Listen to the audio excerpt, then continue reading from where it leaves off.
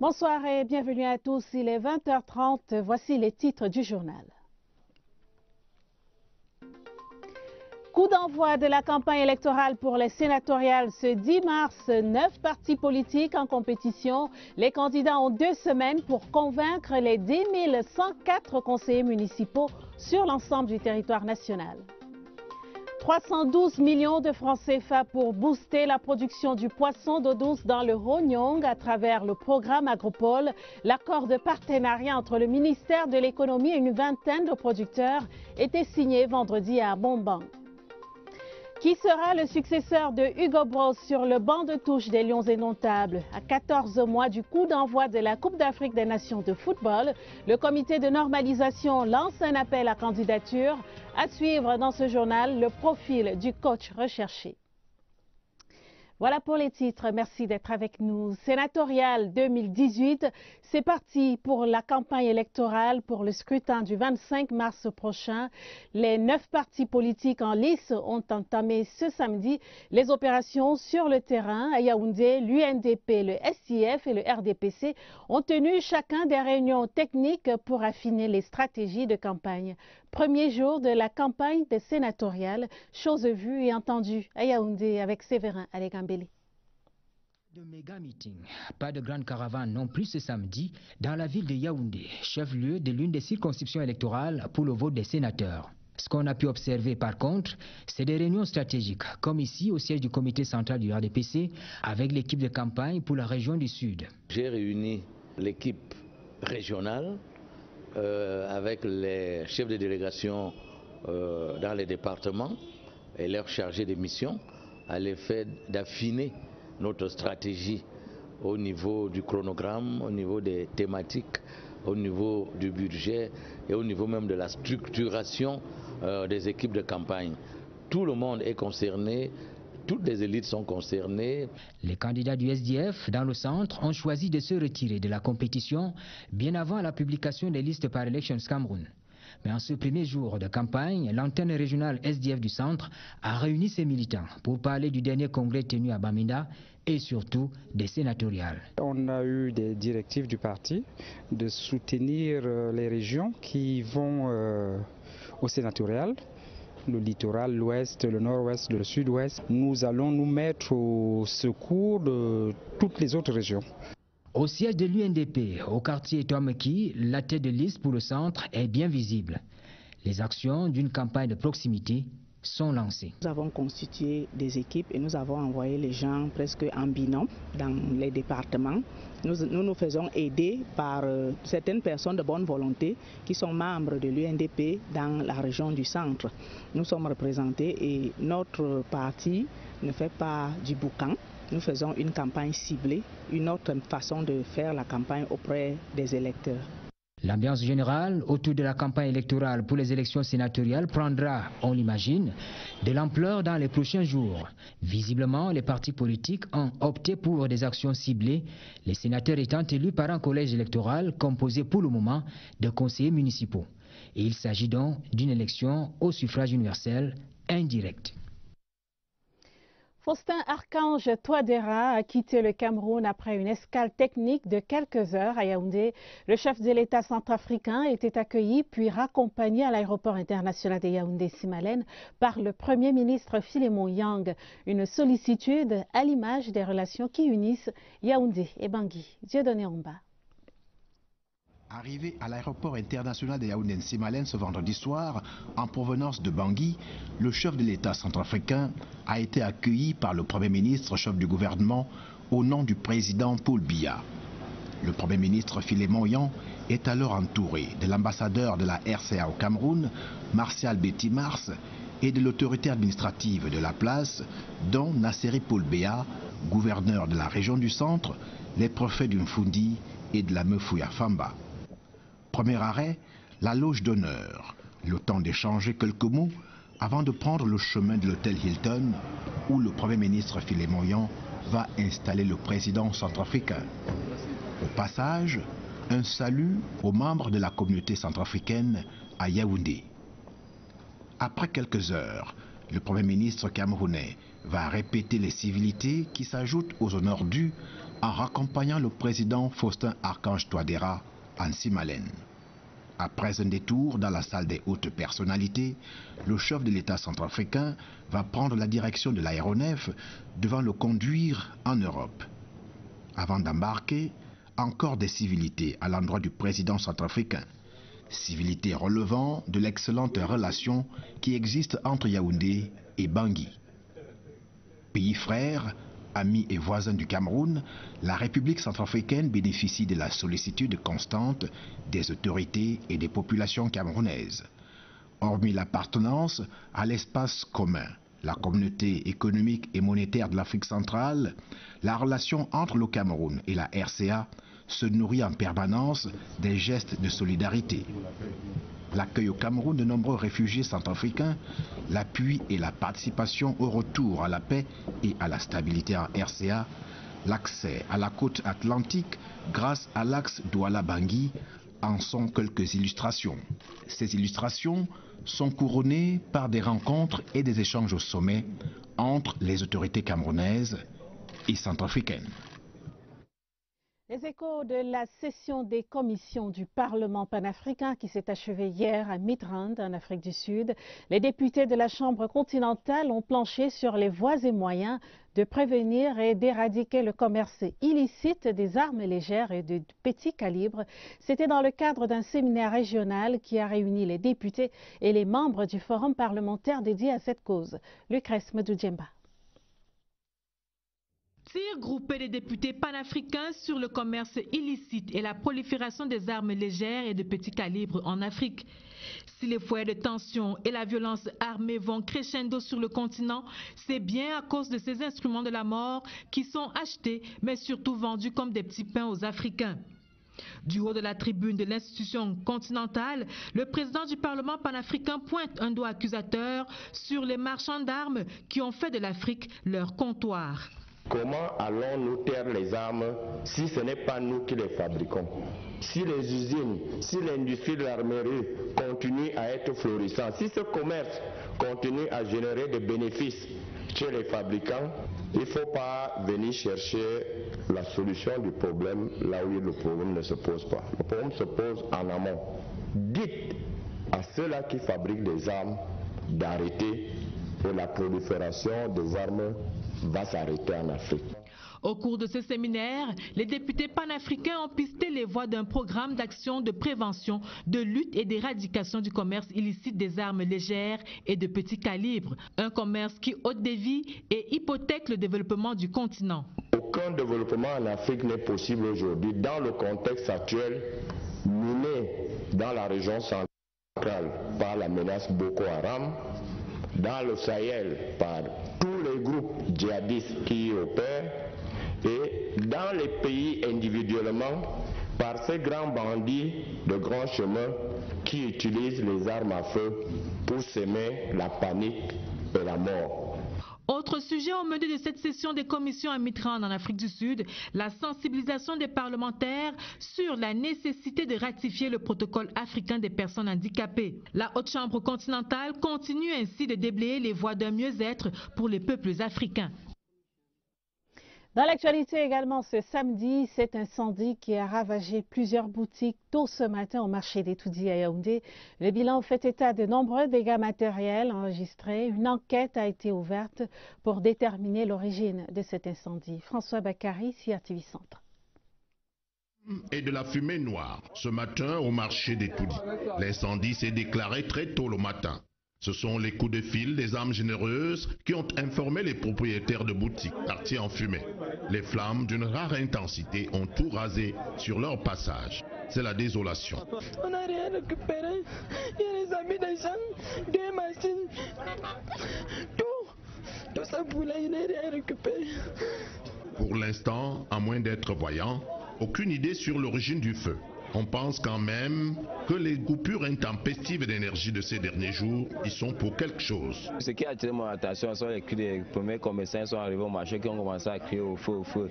Puis quand je suis sorti, je suis tombé sur mon voisin Landassi. On a coupé les fils au courant, puis on a cassé la boutique de la parfumerie pour essayer de sauver les choses qui étaient encore à l'intérieur avant que le feu n'envahisse. Puis quand le feu atteint la boutique du monsieur qui écrase, qui est moulé écrasé, là on a suivi les explosions et puis le feu donc s'est éparpillé. Pas de pertes en vies humaines, mais les dégâts matériels sont importants. Il a essayé quand même de casser ma boutique pour voir s'il peut se récupérer certaines choses, rien. S'il va estimer mes choses, ça monte au moins à un bâton, 1 million. Les sapeurs-pompiers, les soldats du feu comme on les appelle, arrivés promptement sur les lieux, ont pu circonscrire les flammes. Un incendie, un de trop devrait-on dire. Celui-ci intervient dans un marché encore en construction. Les commerçants, désillusionnés, regardent impuissants. Le bilan fait pitié. Lancement officiel de l'agropole de production et de commercialisation du poisson d'eau douce dans le Ronyong.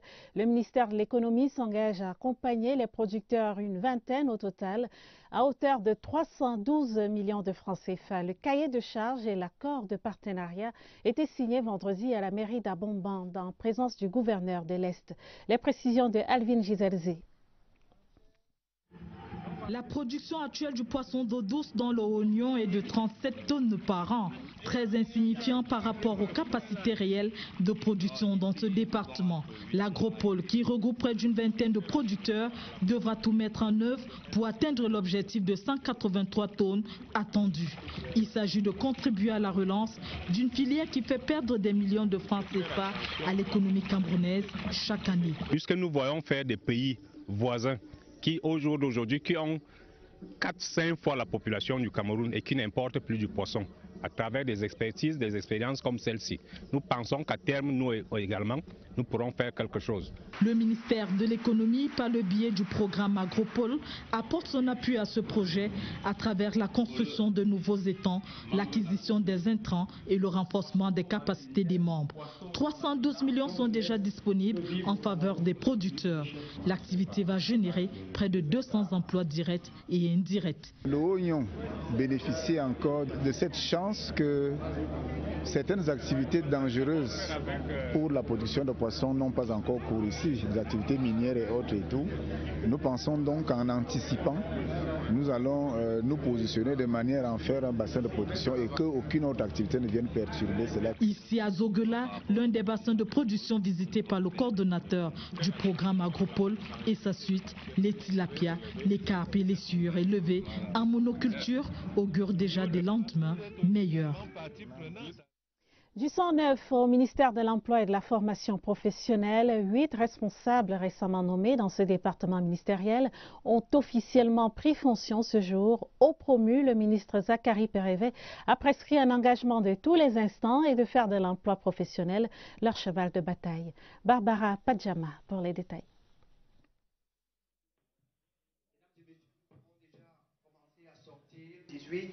Portant nomination responsable au minimum. Je vais humblement vous prier de vous lever pour l'exécution. Le premier point inscrit à l'ordre avant de mériter la confiance. Madame et Monsieur les conseillers techniques, les chefs techniques du suivi de nombre et la formation professionnelle, conseiller arrêté du gouverneur 71.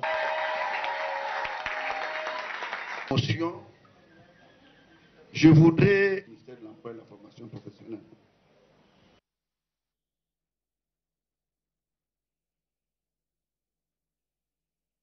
votre promotion doit être fortuite. Vous avez su mériter.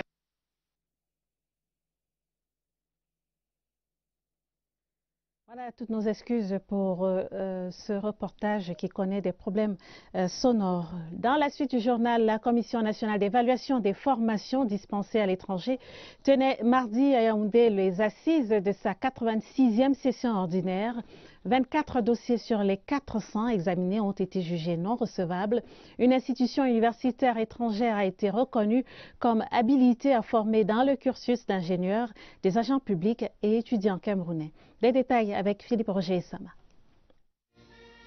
Pour cet exercice qui vise à faire triompher l'excellence dans le contexte de la nouvelle gouvernance universitaire, la 86e session de la Commission nationale des équivalences a examiné 449 dossiers, dont 225 jugés authentiques. 12 ont été rejetés pour défaut d'autorisation, 5 pour formation non diplômante et 2 ont été déclarés faux avec une possibilité de recours pour leur titulaire. Lorsque les demandes sont rejetées, l'usager est fondé à fournir d'amples informations pour alimenter le débat au sein des sous-commissions techniques qui sont donc les organes d'analyse des dossiers. Donc il y a toujours une voie de recours. Cette session présidée par le professeur Wilfried Ngapsa, secrétaire général par intérim du ministère de l'Enseignement supérieur, a aussi recommandé, selon ses missions, la reconnaissance de l'établissement baptisé The Ergeton University of Kenya comme institution étrangère habilitée à former des agents publics et ingénieurs dans le domaine agricole. À présent, les échos de la célébration de la Journée internationale de la femme célébrée le 8 mars dernier. Tout d'abord, dans le sud, à Kribi, les femmes disent non aux discriminations dont elles font l'objet et s'engagent aux côtés des pouvoirs publics pour l'achèvement des projets structurants. À Com2, elles ont massivement pris part à la grande parade pour marquer leur engagement en faveur de l'autonomisation des femmes. Démonstration de force de toutes ces dames le 8 mars dernier. La mouture avec nos correspondants permanents à TV Sud. Magnifience et solennité à la place des fêtes de Kribi qui a accueilli ce 8 mars près de 3000 femmes venues de toutes les couches sociales devant le préfet de l'océan Antoine Bissaga qui avait à ses côtés Marie-Louise Bissaga. Les femmes dynamiques de l'océan, drapées dans leur tenue quasiment cousues à la perfection, ont émerveillé tout le monde lors de la grande parade. Les différents ministères, les femmes policières, les femmes de la CRTV, FM Kribi ou FM, les associations et sociétés inclusives obligent les femmes pygmées et handicapées, sans oublier aussi les femmes du secteur privé très actives. Près de 1000 femmes de tous les âges et de toutes les conditions sociales battent le pavé à la place des fêtes d'Acom2. Objectif, sublimer la femme et promouvoir leur autonomisation. Pour accélérer l'autonomisation de la femme, nous à Com2, nous avons installé une trentaine de jeunes filles désœuvrées au marché, en leur octroyant un fonds de commerce d'un montant de 50 000 francs. Ensuite, nous avons fait une formation sur les droits de la femme et l'autonomisation de la femme. Dans la phase protocolaire, des attestations de formation, du matériel agricole et bien d'autres accessoires sont remis aux femmes, car la culture et la transformation du manioc sont l'un des moteurs économiques de ce terroir. Qu'elles aillent aux urnes, parce qu'on a beau aimer un candidat, en l'occurrence le président Biya, si vous n'allez pas aux urnes, vous n'allez pas pouvoir le soutenir. À la fin de la parade, les femmes dans leur uniforme de fête donnent à voir aux populations un magnifique défilé de mode sur un fond de sonorité de la forêt équatoriale. À Kribi, encore dans le département de l'Océan, les manifestations de la Journée internationale de la femme étaient rehaussées par la présence de top modèles, des mannequins réunis à Kribi pour préparer le festival Kribi Beach Fashion Week qui aura lieu dans quelques mois à l'initiative de la Chambre de commerce africaine. Elvire Ninangalim. Des femmes sublimes dans une belle ville. À Kribi, la Journée internationale de la femme a été marquée par des présences spéciales. Les mannequins de la Chambre de commerce africaine.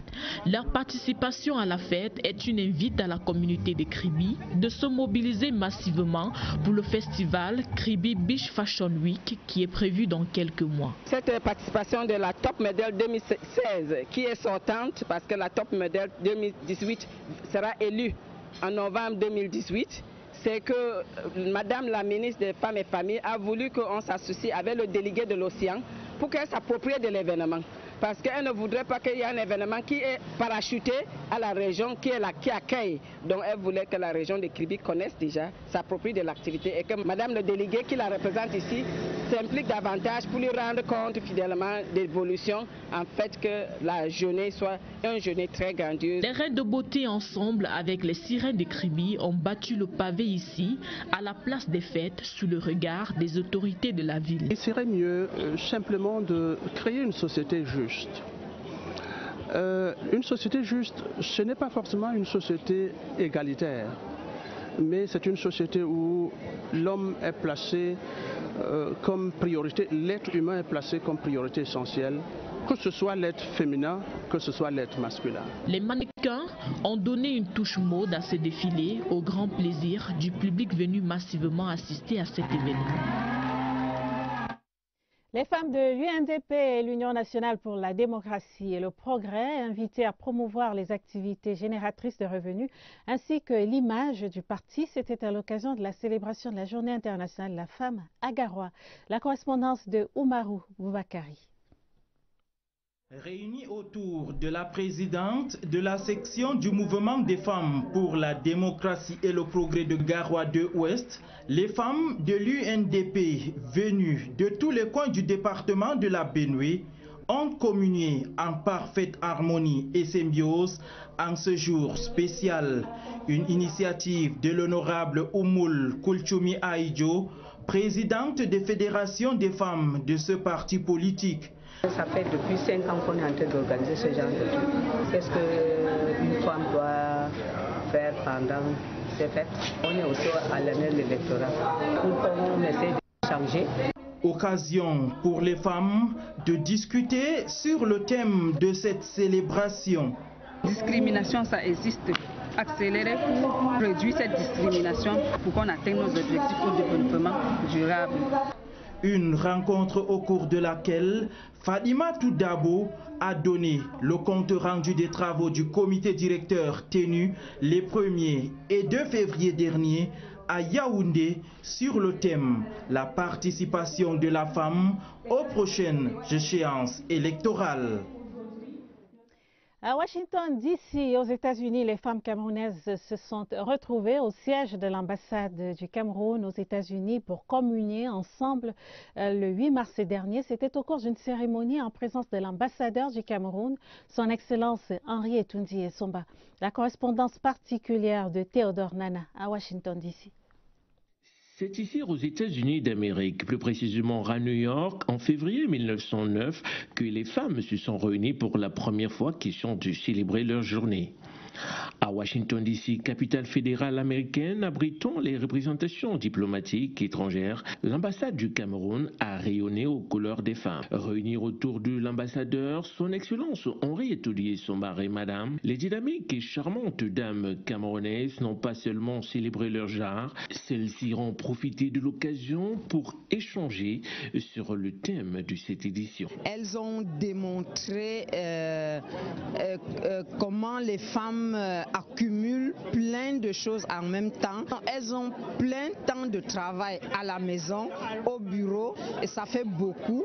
Et c'est pour cela il faut qu'elles aient un partenaire qui donne un coup de main, qui ne se consacre pas seulement à ce qu'il fait au bureau. Au sortir de ces échanges entre les dames, on pourra retenir que vu le contexte social du pays d'accueil, la femme camerounaise des États-Unis doit doubler d'efforts pour faire face aux différentes formes de discrimination, mais surtout, elle doit œuvrer pour son éducation.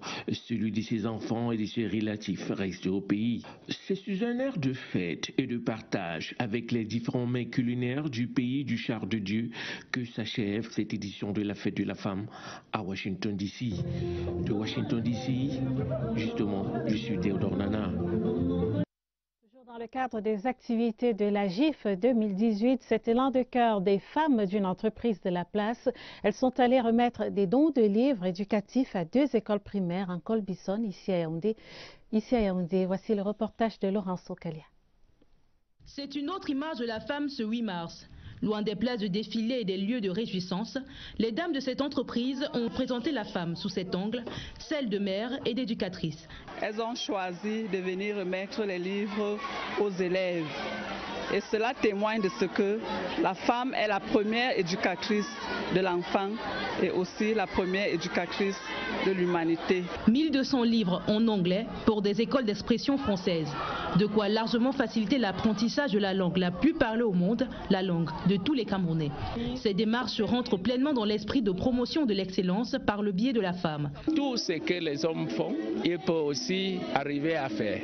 Et j'ai les femmes conducteurs d'engins, j'ai des femmes ingénieurs, et eux aussi sont aussi performants, et des fois même plus performants que beaucoup des hommes.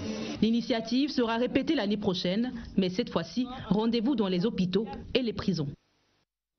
La Commission nationale des droits de l'homme et des libertés a organisé en Bankomo, dans la Meufouyakono, une journée d'information sur les droits de la femme et les assises placées sous le thème « L'égalité des chances en matière de succession, levons les obstacles, gagnons le pari » se sont déroulées dans le cadre des activités de la GIF 2018. Philippe Roger et Sama, reportage.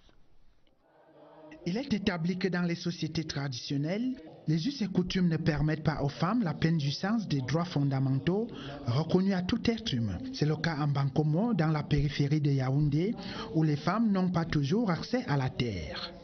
La Commission nationale des droits de l'homme et des libertés y est descendue pour rappeler les dispositions de la loi en la matière. Cette opération de sensibilisation était aussi une occasion pour plaider la juste cause en faveur des femmes. La loi n'est plus discriminatoire. On a donné aux hommes et femmes des droits successoraux à part égale. Ce qui arrive, c'est que dans la pratique, les gens jouent encore sur la méconnaissance des droits par les femmes, sur les inégalités qui découlent de la tradition, où on a pendant longtemps pensé que la femme n'avait pas le droit à l'accès à la terre. L'autorité administrative présente est sensible à cette question, tendant à maintenir la femme dans une position inférieure à l'homme. Nous accueillons avec beaucoup de satisfaction cette séance de travail qui consacre tout son intérêt au profit de la femme, notamment pour ce qui est des droits successoraux. À chaque fois que nous avons l'occasion de régler les litiges fonciers qui divisent les familles, sur ces questions notamment, nous avons eu l'occasion de rappeler avec fermeté aux familles que femmes et hommes, comme on dit simplement, ont les mêmes droits. Cette campagne de sensibilisation sur les droits successoraux des femmes en Bankomo a été organisée avec la collaboration d'ONU Femmes et des associations féminines locales. Place à présent à notre page spéciale consacrée au livre de la semaine en cette période de carême pour les chrétiens catholiques. Nous vous proposons ce soir exceptionnellement 2 ouvrages pour mieux comprendre les actes de jeûne et de prière. Le premier est intitulé « L'essentiel sur le jeûne » et le second « 7 jours avec Dieu », des œuvres bibliques écrites par le pasteur Patrick Anani Etougué. Note de lecture signée Parfait Kokola. L'essentiel sur le jeûne est un guide pour comprendre ce que veut dire humilier son âme. À partir du jeûne, l'ouvrage biblique dévoile l'enseignement sur cette action divine et personnelle et des symboles qui représentent pour le croyant. En 57 pages, Patrick Etougué Anani soumet son attention sur la compréhension du jeûne, noté en catholicisme comme l'acte de carême, période pendant laquelle le chrétien remplit ses heures de prière, de pénitence et de partage. En 13 chapitres, l'auteur explique le vrai jeûne qui est loin d'être une simple privation des désirs du corps, mais chercher la face de Dieu, la purification du cœur et le pardon de ses péchés. L'écrit de Patrick Etougué Anani signale également le jeûne comme l'une des caractéristiques de situation en pleine présence de l'Éternel, le Tout-Puissant. Son interprétation va d'abord montrer le jeûne tel que connu dans l'Ancien Testament, en passant par son apport dans l'intercession qui pour lui appelle l'omniprésence de celui qui détient la vie, un moyen privilégié de disposition à rechercher la face de l'Éternel, le connaître, se donner pleinement à lui. Toujours dans la même logique, 7 jours avec Dieu, une étude sur la prière et le jeûne. Cet autre ouvrage nous plonge dans la plénitude de Dieu. En 81 pages, l'auteur parle des secrets de la prière et du jeûne.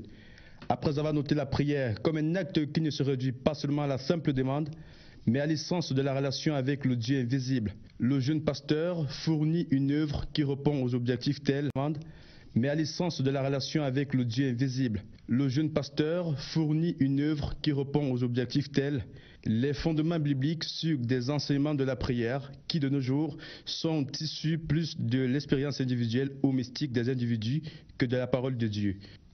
Il utilise par ailleurs le chiffre 7 pour élever que celui-ci fait partie de l'un des chiffres les plus spirituels des Saintes Écritures.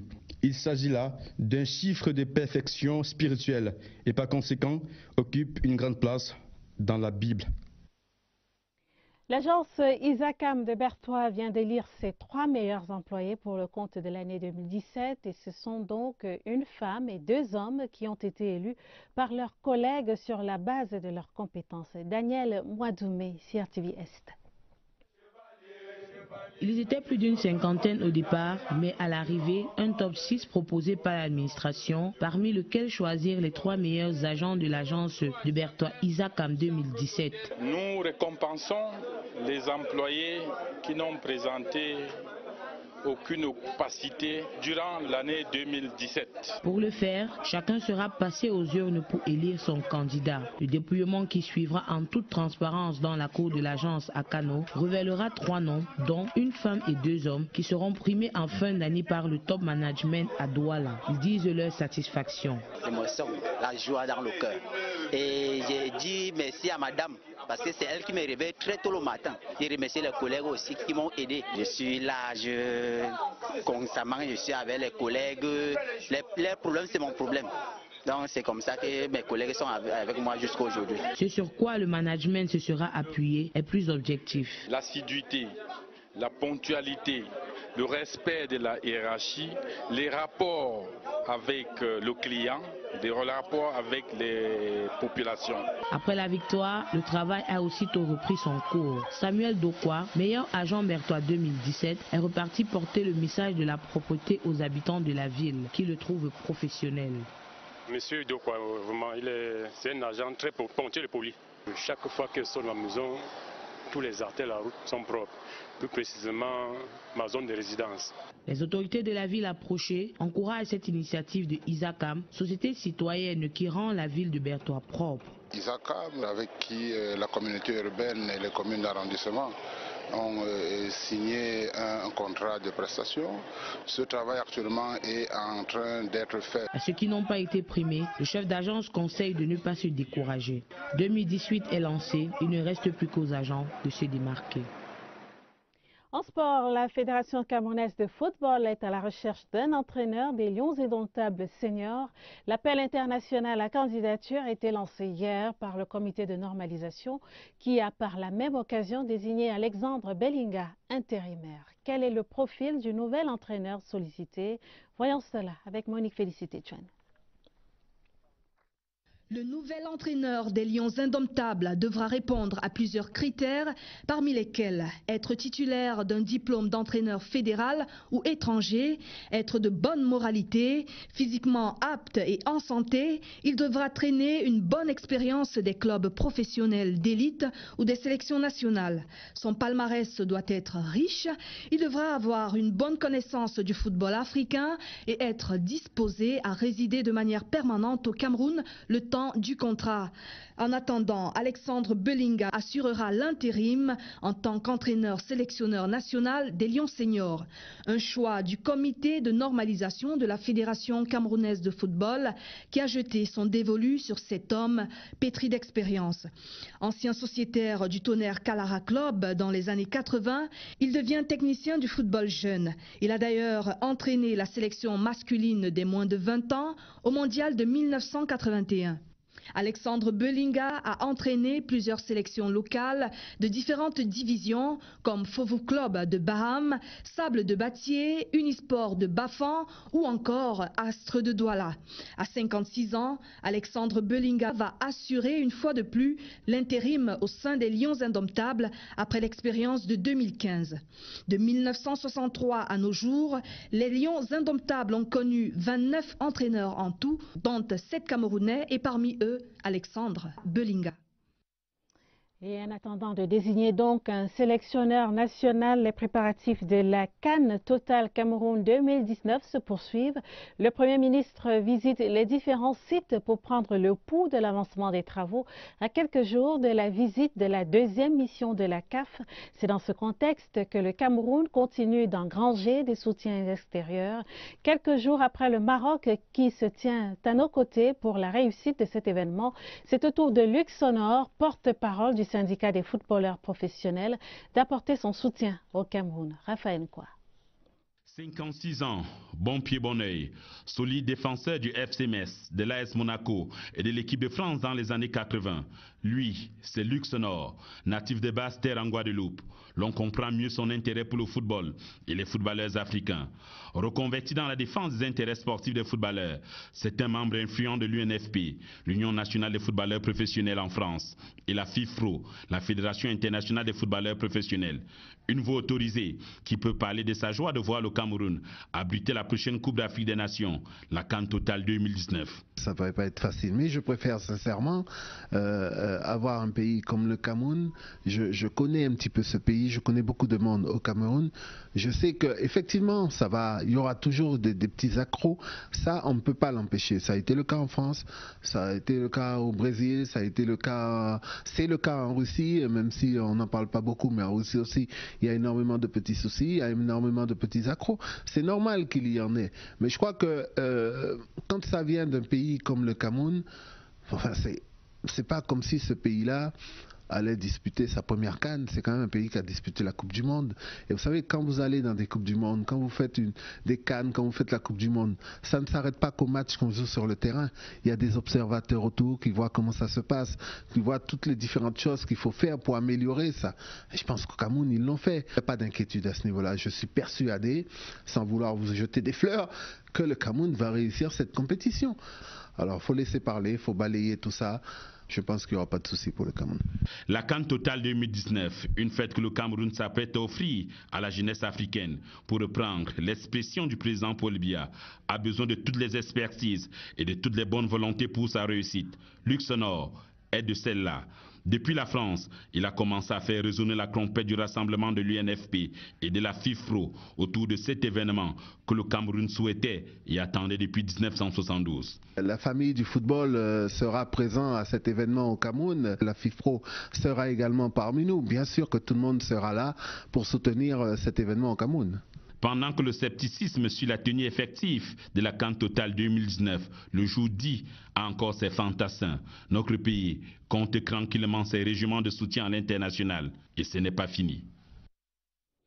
La journée du Commonwealth se célèbre le 12 mars prochain. En prélude à cette célébration, une marche sportive était organisée par le ministre délégué aux relations extérieures en charge du Commonwealth.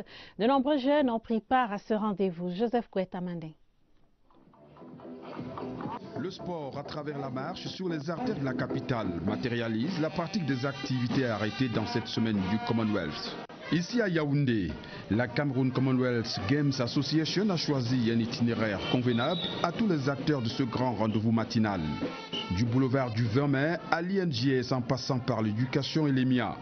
La marche sportive de ce 10 mars a réuni les personnels des ministères des Relations extérieures, de la jeunesse et de l'éducation civique, et des sports et de l'éducation physique. À eux, se sont associés de nombreux étudiants et jeunes issus de diverses organisations. La Cameroun Commonwealth Games Association meuble sa semaine préparative. Ce genre d'activité doit être constamment. Vous n'êtes pas en forme physiquement, vous ne pouvez pas produire dans n'importe quel domaine. En attendant le 12 mars, journée de la célébration du Commonwealth, l'organisation de ces activités périphériques vise un objectif. Le sport a une force mobilisatrice et nous voulons profiter de cette force mobilisatrice pour dire au public que le thème du Commonwealth cette année, c'est ensemble pour un avenir commun. Et qui dit avenir commun veut dire tout simplement que tout ce que nous faisons en tant qu'individu a un effet sur d'autres. La présence des 3 membres du gouvernement à la marche sportive de ce samedi matin à Yaoundé témoigne l'importance que le Cameroun accorde au Commonwealth. Les activités vont se poursuivre, iront au-delà de la journée de cette association qui réunit des peuples par la langue et la culture. Fin de ce journal, Madame, Monsieur, je vous en rappelle les principaux titres. Coup d'envoi de la campagne électorale pour les sénatoriales ce 10 mars. 9 partis politiques en compétition. Les candidats ont 2 semaines pour convaincre les 10 104 conseillers municipaux sur l'ensemble du territoire national. 312 millions de francs CFA pour booster la production du poisson d'eau douce dans le Ronyong à travers le programme Agropole. L'accord de partenariat entre le ministère de l'économie et une vingtaine de producteurs était signé vendredi à Abombang. Qui sera le successeur d'Hugo Broos sur le banc de touche des Lions indomptables à 14 mois du coup d'envoi de la Coupe d'Afrique des Nations de football?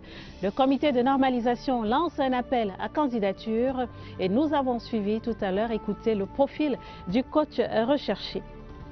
Une édition préparée avec la collaboration de Philippe Roger Sama et de Yoti Lisongé. Merci de nous avoir suivis. Prochain rendez-vous avec l'information sur la CRTV. C'est à minuit. Vous serez en compagnie de Irène Zanafouda et de Caroline Okianoma. Quant à moi, je vous donne rendez-vous demain à 20h30. Excellente soirée. À demain.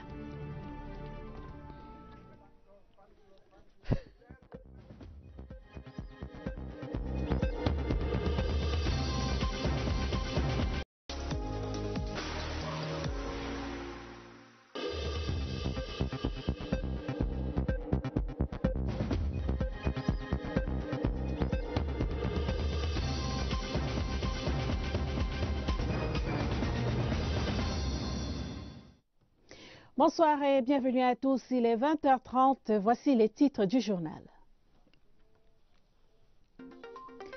Coup d'envoi de la campagne électorale pour les sénatoriales ce 10 mars. 9 partis politiques en compétition. Les candidats ont 2 semaines pour convaincre les 10 104 conseillers municipaux sur l'ensemble du territoire national. 312 millions de francs CFA pour booster la production du poisson d'eau douce dans le Ronyong à travers le programme Agropole. L'accord de partenariat entre le ministère de l'économie et une vingtaine de producteurs était signé vendredi à Abombang. Qui sera le successeur de Hugo Broos sur le banc de touche des Lions indomptables? À 14 mois du coup d'envoi de la Coupe d'Afrique des Nations de football, le comité de normalisation lance un appel à candidature. À suivre dans ce journal le profil du coach recherché. Voilà pour les titres. Merci d'être avec nous. Sénatorial 2018, c'est parti pour la campagne électorale pour le scrutin du 25 mars prochain. Les 9 partis politiques en lice ont entamé ce samedi les opérations sur le terrain. À Yaoundé, l'UNDP, le SIF et le RDPC ont tenu chacun des réunions techniques pour affiner les stratégies de campagne. Premier jour de la campagne des sénatoriales, chose vue et entendue à Yaoundé avec Séverin Alégambélé. De méga meeting, pas de grande caravane non plus ce samedi dans la ville de Yaoundé, chef-lieu de l'une des circonscriptions électorales pour le vote des sénateurs. Ce qu'on a pu observer par contre, c'est des réunions stratégiques, comme ici au siège du comité central du RDPC avec l'équipe de campagne pour la région du Sud. J'ai réuni l'équipe régionale avec les chefs de délégation dans les départements et leurs chargés de mission à l'effet d'affiner notre stratégie au niveau du chronogramme, au niveau des thématiques, au niveau du budget et au niveau même de la structuration des équipes de campagne. Tout le monde est concerné. Toutes les élites sont concernées. Les candidats du SDF dans le centre ont choisi de se retirer de la compétition bien avant la publication des listes par Elections Cameroun. Mais en ce premier jour de campagne, l'antenne régionale SDF du centre a réuni ses militants pour parler du dernier congrès tenu à Bamenda et surtout des sénatoriales. On a eu des directives du parti de soutenir les régions qui vont au sénatorial. Le littoral, l'ouest, le nord-ouest, le sud-ouest. Nous allons nous mettre au secours de toutes les autres régions. Au siège de l'UNDP, au quartier Toameki, la tête de liste pour le centre est bien visible. Les actions d'une campagne de proximité sont lancées. Nous avons constitué des équipes et nous avons envoyé les gens presque en binôme dans les départements. Nous faisons aider par certaines personnes de bonne volonté qui sont membres de l'UNDP dans la région du centre. Nous sommes représentés et notre parti ne fait pas du boucan. Nous faisons une campagne ciblée, une autre façon de faire la campagne auprès des électeurs. L'ambiance générale autour de la campagne électorale pour les élections sénatoriales prendra, on l'imagine, de l'ampleur dans les prochains jours. Visiblement, les partis politiques ont opté pour des actions ciblées, les sénateurs étant élus par un collège électoral composé pour le moment de conseillers municipaux. Et il s'agit donc d'une élection au suffrage universel indirect. Faustin Archange Touadéra a quitté le Cameroun après une escale technique de quelques heures à Yaoundé. Le chef de l'État centrafricain était accueilli puis raccompagné à l'aéroport international de Yaoundé-Simalène par le Premier ministre Philémon Yang. Une sollicitude à l'image des relations qui unissent Yaoundé et Bangui. Dieudonné Omba. Arrivé à l'aéroport international de Yaoundé-Simalène ce vendredi soir, en provenance de Bangui, le chef de l'État centrafricain a été accueilli par le Premier ministre, chef du gouvernement, au nom du président Paul Biya. Le Premier ministre Philémon Yang est alors entouré de l'ambassadeur de la RCA au Cameroun, Martial Betty Mars, et de l'autorité administrative de la place, dont Nasseri Paul Biya, gouverneur de la région du centre, les préfets d'Umfundi et de la Mefouya Famba. Premier arrêt, la loge d'honneur. Le temps d'échanger quelques mots avant... Une société juste, ce n'est pas forcément une société égalitaire, mais c'est une société où l'homme est placé comme priorité, l'être humain est placé comme priorité essentielle, que ce soit l'être féminin, que ce soit l'être masculin. Les mannequins ont donné une touche mode à ce défilé, au grand plaisir du public venu massivement assister à cet événement. Les femmes de l'UNDP et l'Union nationale pour la démocratie et le progrès, invitées à promouvoir les activités génératrices de revenus, ainsi que l'image du parti, c'était à l'occasion de la célébration de la Journée internationale de la femme à Garoua. La correspondance de Oumarou Boubakari. Réunis autour de la présidente de la section du mouvement des femmes pour la démocratie et le progrès de Garoua 2 Ouest, les femmes de l'UNDP venues de tous les coins du département de la Benue ont communié en parfaite harmonie et symbiose en ce jour spécial. Une initiative de l'honorable Oumoul Koulchoumi Aïdjo, présidente des fédérations des femmes de ce parti politique. Ça fait depuis 5 ans qu'on est en train d'organiser ce genre de truc. Qu'est-ce qu'une femme doit faire pendant ces fêtes? On est aussi à l'année de l'électorat.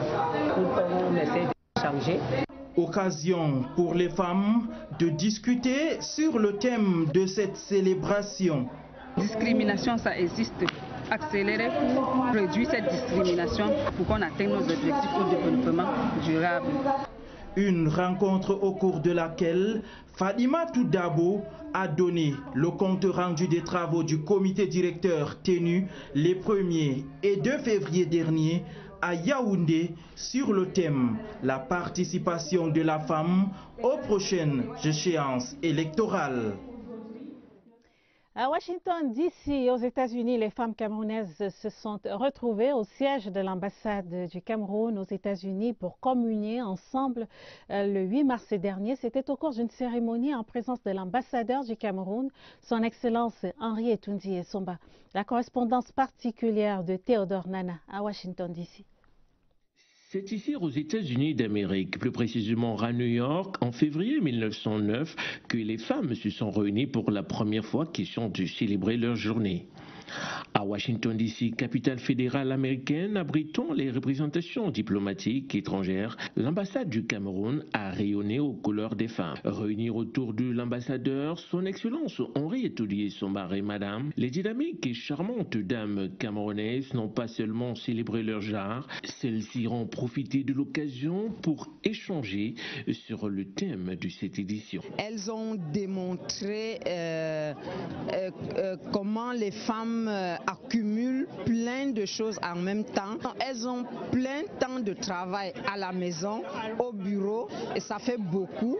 Et c'est pour cela il faut qu'elles aient un partenaire qui donne un coup de main, qui ne se consacre pas seulement à ce qu'il fait au bureau. Au sortir de ces échanges entre les dames, on pourra retenir que vu le contexte social du pays d'accueil, la femme camerounaise des États-Unis doit doubler d'efforts pour faire face aux différentes formes de discrimination, mais surtout, elle doit œuvrer pour son éducation. Celui de ses enfants et de ses relatifs restés au pays. C'est sous un air de fête et de partage avec les différents mets culinaires du pays du char de Dieu que s'achève cette édition de la fête de la femme à Washington DC. De Washington DC, justement, je suis Théodore Nana. Dans le cadre des activités de la GIF 2018, cet élan de cœur des femmes d'une entreprise de la place, elles sont allées remettre des dons de livres éducatifs à 2 écoles primaires en Colbison, ici à Yaoundé. Voici le reportage de Laurence Okalia. C'est une autre image de la femme ce 8 mars. Loin des places de défilé et des lieux de réjouissance, les dames de cette entreprise ont présenté la femme sous cet angle, celle de mère et d'éducatrice. Elles ont choisi de venir remettre les livres aux élèves. Et cela témoigne de ce que la femme est la première éducatrice de l'enfant et aussi la première éducatrice de l'humanité. 1200 livres en anglais pour des écoles d'expression française. De quoi largement faciliter l'apprentissage de la langue la plus parlée au monde, la langue de tous les Camerounais. Ces démarches rentrent pleinement dans l'esprit de promotion de l'excellence par le biais de la femme. Tout ce que les hommes font, ils peuvent aussi arriver à faire. Pure intempestive d'énergie de ces derniers jours, ils sont pour quelque chose. Ce qui a attiré mon attention sont les cris des premiers commerçants qui sont arrivés au marché qui ont commencé à crier au feu, au feu. Puis quand je suis sorti, je suis tombé sur mon voisin Andassi. On a coupé les fils au courant, puis on a cassé la boutique de la parfumerie là, pour essayer de sauver les choses qui étaient encore à l'intérieur avant que le feu n'envahisse. Puis quand le feu atteint la boutique du monsieur qui écrase, qui a moulé écrasé là, on a suivi les explosions et puis le feu donc s'est éparpillé. Pas de pertes en vies humaines, mais les dégâts matériels sont importants. Il a essayé quand même de casser ma boutique pour voir s'il peut se récupérer certaines choses. Rien. S'il va estimer mes choses, ça monte au moins ça un bâton. 1 million. Les sapeurs-pompiers, les soldats du feu, comme on les appelle, arrivés promptement sur les lieux, ont pu circonscrire les flammes. Un incendie, un de trop, devrait-on dire. Celui-ci intervient dans un marché encore en construction. Les commerçants, désillusionnés, regardent impuissants. Le bilan fait pitié. Lancement officiel de l'agropole de production et de commercialisation du poisson d'eau douce dans le Ronyong.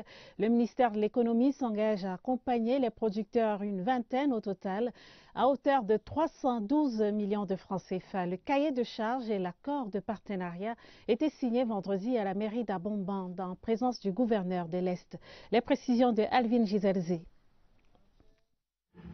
La production actuelle du poisson d'eau douce dans le Ronyong est de 37 tonnes par an, très insignifiant par rapport aux capacités réelles de production dans ce département. L'agropole, qui regroupe près d'une vingtaine de producteurs, devra tout mettre en œuvre pour atteindre l'objectif de 183 tonnes attendu.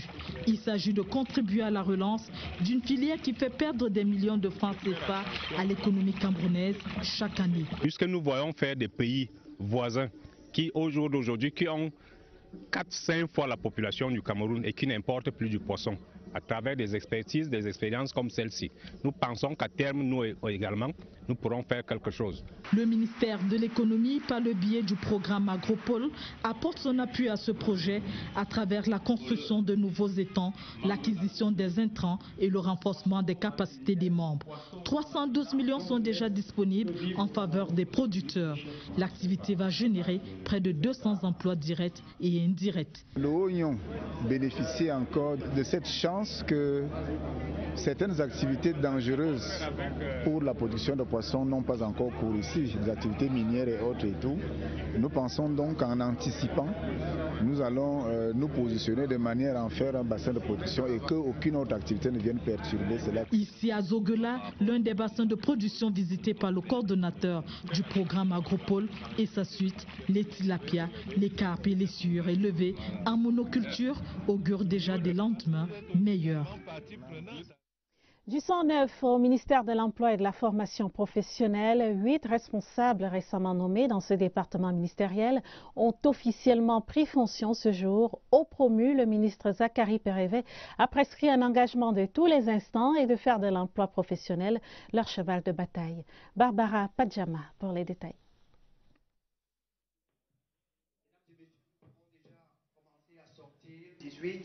Portant nomination des responsables au minimum. Je vais humblement vous prier de vous lever pour l'exécution. Le premier point inscrit à l'ordre avant de mériter la confiance.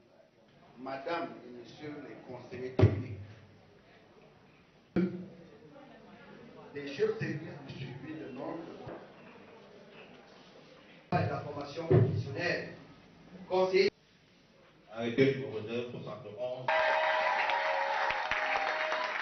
71. Je voudrais, ministère de l'Emploi et de la Formation professionnelle,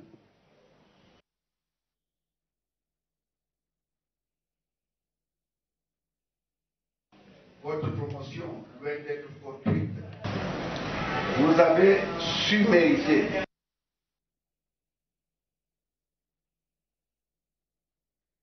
Voilà, toutes nos excuses pour ce reportage qui connaît des problèmes sonores. Dans la suite du journal, la Commission nationale d'évaluation des formations dispensées à l'étranger tenait mardi à Yaoundé les assises de sa 86e session ordinaire. 24 dossiers sur les 400 examinés ont été jugés non recevables.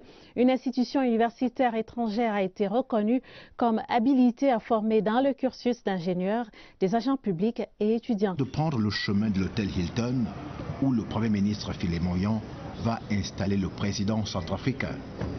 Au passage, un salut aux membres de la communauté centrafricaine à Yaoundé. Après quelques heures, le Premier ministre camerounais va répéter les civilités qui s'ajoutent aux honneurs dus en raccompagnant le président Faustin Archange Touadéra en Simalène. Après un détour dans la salle des hautes personnalités, le chef de l'État centrafricain va prendre la direction de l'aéronef devant le conduire en Europe. Avant d'embarquer, encore des civilités à l'endroit du président centrafricain. Civilités relevant de l'excellente relation qui existe entre Yaoundé et Bangui. Pays frères, amis et voisins du Cameroun, la République centrafricaine bénéficie de la sollicitude constante des autorités et des populations camerounaises. Hormis l'appartenance à l'espace commun, la communauté économique et monétaire de l'Afrique centrale, la relation entre le Cameroun et la RCA se nourrit en permanence des gestes de solidarité. L'accueil au Cameroun de nombreux réfugiés centrafricains, l'appui et la participation au retour à la paix et à la stabilité en RCA, l'accès à la côte atlantique grâce à l'axe Douala-Bangui en sont quelques illustrations. Ces illustrations sont couronnées par des rencontres et des échanges au sommet entre les autorités camerounaises et centrafricaines. Les échos de la session des commissions du Parlement panafricain qui s'est achevée hier à Midrand, en Afrique du Sud. Les députés de la Chambre continentale ont planché sur les voies et moyens de prévenir et d'éradiquer le commerce illicite des armes légères et de petit calibre. C'était dans le cadre d'un séminaire régional qui a réuni les députés et les membres du forum parlementaire dédié à cette cause. Lucrèce Medoudjemba. Tir groupé des députés panafricains sur le commerce illicite et la prolifération des armes légères et de petit calibre en Afrique. Si les foyers de tension et la violence armée vont crescendo sur le continent, c'est bien à cause de ces instruments de la mort qui sont achetés, mais surtout vendus comme des petits pains aux Africains. Du haut de la tribune de l'institution continentale, le président du Parlement panafricain pointe un doigt accusateur sur les marchands d'armes qui ont fait de l'Afrique leur comptoir. Comment allons-nous taire les armes si ce n'est pas nous qui les fabriquons? Si les usines, si l'industrie de l'armerie continue à être florissante, si ce commerce continue à générer des bénéfices chez les fabricants, il ne faut pas venir chercher la solution du problème là où le problème ne se pose pas. Le problème se pose en amont. Dites à ceux-là qui fabriquent des armes d'arrêter et la prolifération des armes va s'arrêter en Afrique. Au cours de ce séminaire, les députés panafricains ont pisté les voies d'un programme d'action de prévention, de lutte et d'éradication du commerce illicite des armes légères et de petit calibre. Un commerce qui ôte des vies et hypothèque le développement du continent. Aucun développement en Afrique n'est possible aujourd'hui dans le contexte actuel miné dans la région centrale par la menace Boko Haram, dans le Sahel par tous les groupes djihadistes qui y opèrent et dans les pays individuellement par ces grands bandits de grand chemin qui utilisent les armes à feu pour semer la panique et la mort. Autre sujet au menu de cette session des commissions à Mitran en Afrique du Sud, la sensibilisation des parlementaires sur la nécessité de ratifier le protocole africain des personnes handicapées. La Haute Chambre continentale continue ainsi de déblayer les voies d'un mieux-être pour les peuples africains. Dans l'actualité également, ce samedi, cet incendie qui a ravagé plusieurs boutiques tôt ce matin au marché des Toudi à Yaoundé. Le bilan fait état de nombreux dégâts matériels enregistrés. Une enquête a été ouverte pour déterminer l'origine de cet incendie. François Bakary, CRTV Centre. Et de la fumée noire ce matin au marché des Toudi. L'incendie s'est déclaré très tôt le matin. Ce sont les coups de fil des âmes généreuses qui ont informé les propriétaires de boutiques partis en fumée. Les flammes d'une rare intensité ont tout rasé sur leur passage. C'est la désolation. On n'a rien récupéré. Il y a les amis des gens, 2 machines. Tout ça brûlait, il n'a rien récupéré. Pour l'instant, à moins d'être voyant, aucune idée sur l'origine du feu. On pense quand même que les groupes camerounais. Les détails avec Philippe Roger et Sama. Pour cet exercice qui vise à faire triompher l'excellence dans le contexte de la nouvelle gouvernance universitaire, la 86e session de la Commission nationale des équivalences a examiné 449 dossiers, dont 225 jugés authentiques. 12 ont été rejetés pour défaut d'autorisation, 5 pour formation non diplômante et 2 ont été déclarés faux avec une possibilité de recours pour leur titulaire. Lorsque les demandes sont rejetées, l'usager est fondé à fournir d'amples informations pour alimenter le débat au sein des sous-commissions techniques qui sont donc les organes d'analyse des dossiers. Donc il y a toujours une voie de recours. Cette session présidée par le professeur Wilfried Ngapsa, secrétaire général par intérim du ministère de l'Enseignement supérieur, a aussi recommandé, selon ses missions, la reconnaissance de l'établissement baptisé The Ergeton University of Kenya comme institution étrangère habilitée à former des agents publics et ingénieurs dans le domaine agricole. À présent, les échos de la célébration de la Journée internationale de la femme célébrée le 8 mars dernier. Tout d'abord, dans le sud, à Kribi, les femmes disent non aux discriminations dont elles font l'objet et s'engagent aux côtés des pouvoirs publics pour l'achèvement des projets structurants. À Comdeu, elles ont massivement pris part à la grande parade pour marquer leur engagement en faveur de l'autonomisation des femmes. Démonstration de force de toutes ces dames le 8 mars dernier. La mouture avec nos correspondants permanents à CRTV Sud. Magnifience et solennité à la place des fêtes de Kribi qui a accueilli ce 8 mars près de 3000 femmes venues de toutes les couches sociales devant le préfet de l'océan Antoine Bissaga qui avait à ses côtés Marie-Louise Bissaga.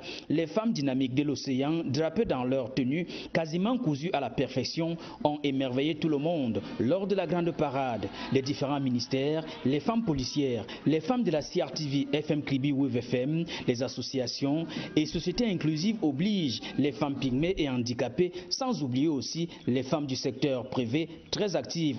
Près de 1000 femmes de tous les âges et de toutes les conditions sociales battent le pavé à la place des fêtes d'Akomdeu. Objectif, sublimer la femme et promouvoir leur autonomisation. Pour accélérer l'autonomisation de la femme, nous à Comdeu, nous avons installé une trentaine de jeunes filles désœuvrées au marché, en leur octroyant un fonds de commerce d'un montant de 50 000 francs. Ensuite, nous avons fait une formation sur les droits de la femme et l'autonomisation de la femme.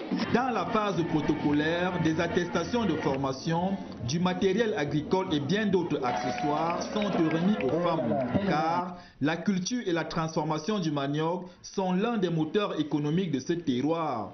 Qu'elles aillent aux urnes, parce qu'on a beau aimer un candidat, en l'occurrence le président Biya, si vous n'allez pas aux urnes, vous n'allez pas pouvoir le soutenir. À la fin de la parade, les femmes dans leur uniforme de fête donnent à voir aux populations un magnifique défilé de mode sur un fond de sonorité de la forêt équatoriale.